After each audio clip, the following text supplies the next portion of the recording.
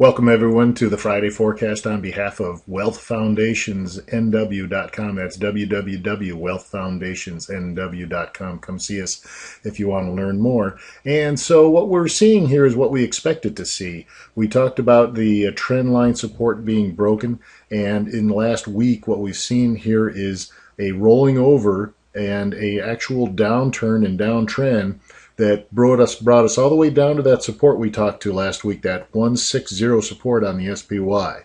And so what happened is we actually touched that support intraday, and then it bounced off of that and then actually finished positive for the day. But at one point we were definitely down and testing that support level that we expected.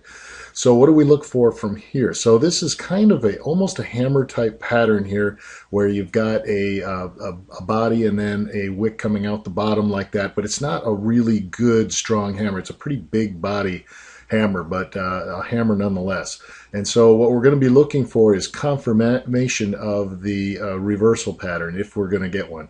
Is this support going to hold or not? So what we need to see is, forget what happens intraday. What we need to see is the market closing higher to confirm that candle. And so if it confirms that hammer pattern on that candle that we had today, then we have more confidence that we're going to bounce off of that horizontal support. But you can see that's the only support you really have until you get all the way down to the 153 and some change type range. And so if this fails, and I don't think it will. If I'm a betting man, I'm just going to bet that we're going to have a bounce off of that, and we're going to have some chop.